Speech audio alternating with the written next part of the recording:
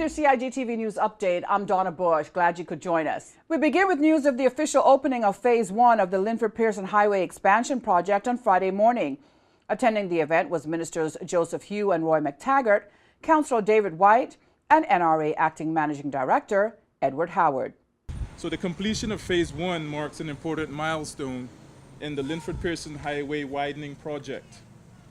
LINFORD-PIERSON Highway was originally built as a two-lane roadway in the 2001-2002 fiscal year, with the understanding that the future expansion would indeed be necessary.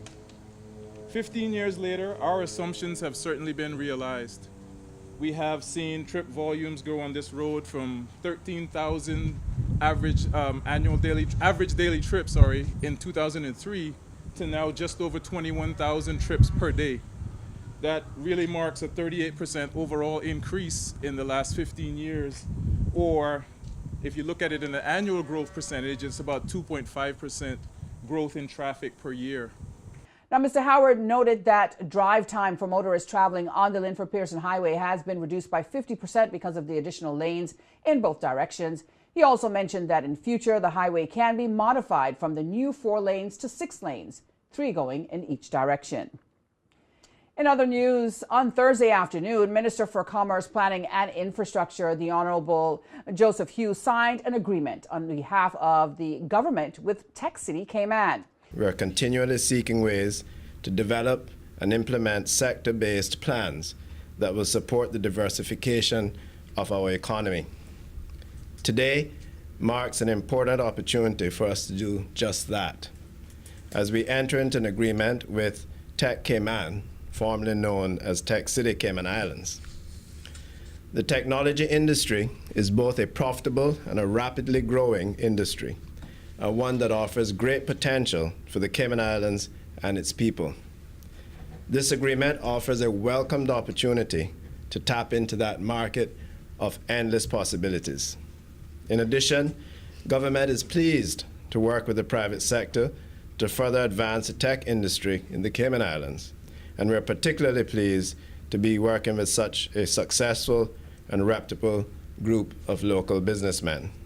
While this agreement does not make Tech Cayman a special economic zone, it does grant concessions that will facilitate the ease of operations, enabling the continued growth of the tech industry within the Cayman Islands. Minister Hugh reiterated that government is fostering a strong economy that will benefit local businesses and Cayman Islands residents.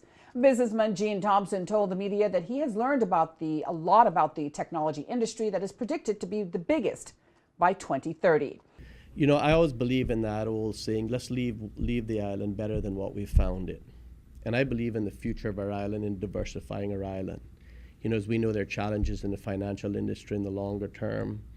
And tourism can be a fickle industry. So my focus when Samir approached me about this is it was a great opportunity for Cayman. It was a great opportunity for us to change the future or to build another pillar of the economy. You know, when we did Health City, it was considered the 3rd pillar. Now we can consider this the 4th pillar.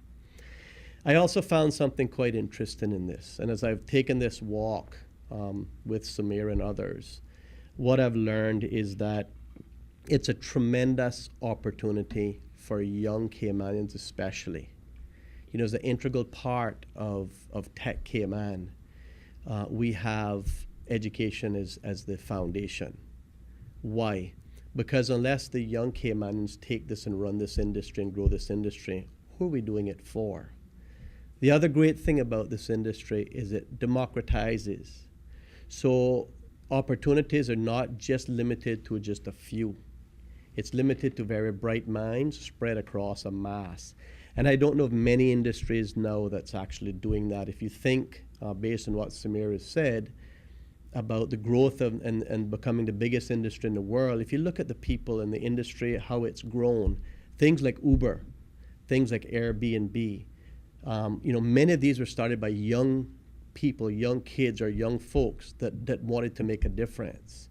And we believe that those kind of things can happen here with our own talent.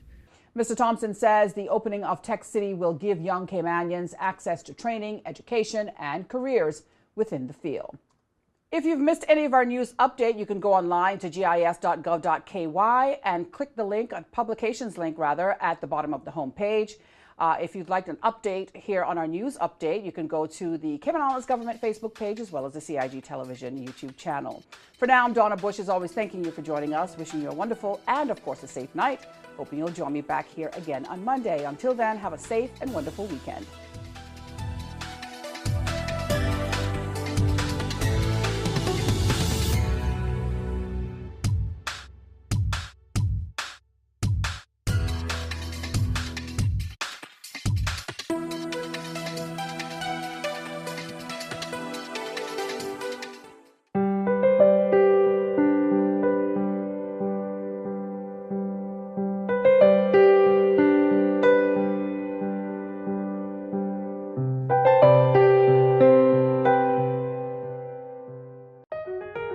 Did you know that planning permission is required for a shed? Did you know you should check with the department as a planning and permit application may be required?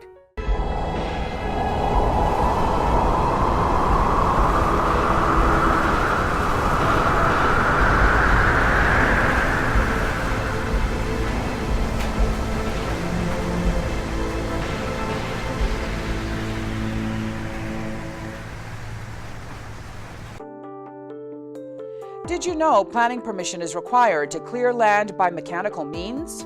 You should check with the department as a planning and permit application may be required. Boating, fishing, and water sports in the Cayman Islands are great, but keep a cool head. Here are 7 tips for fun and safe sea outings. Number 1. Use a checklist to plan your outing. Check the weather forecast, make a float plan, and share it with someone who is remaining on land, stating where you're going, with whom, and when you're expected to return. Visit your nearest marine supply store to get your safety gear. This includes signaling mirrors, whistles, and a flare kit.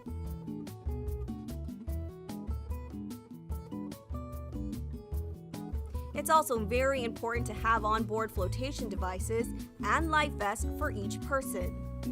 There are different types of vests. Some are for water sport activities such as snorkeling, and others are for going on offshore boating or on fishing trips. Number 2. These items can be lifesavers in case of an accident or bad weather. Number 3.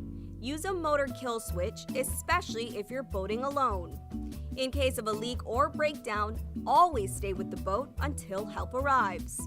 If you capsize, an emergency beacon or locator device can send a distress signal to inform the authorities of your location. Larger flares will indicate distress to a boat, airplane, or search and rescue officials. Number 4. In addition to sunscreen, food, and beverages, it would be smart to have a cell phone. Make sure your marine radio works. Cayman's boaters use Channel 16 to communicate. Number 5. Also, don't forget your anchor and sufficient rope. Number 6. Boat operators should be familiar with the local waters and reefs, as well as the capabilities and functions of the vessels they are using. Always obey the rules of the sea and the marine environment, and have courtesy for others. Number 7. Alcohol and salt water do not mix, especially if you're the captain. Some useful contact numbers are 911. The RCIPS Marine Base is 649-7710, and the Port Authority is 949-2055. Smooth sailing, all!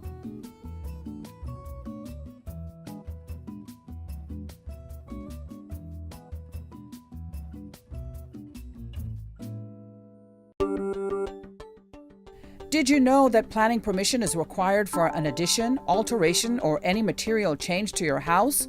The 10% rule no longer exists. Did you know you should check with the department as a planning and permit application may be required?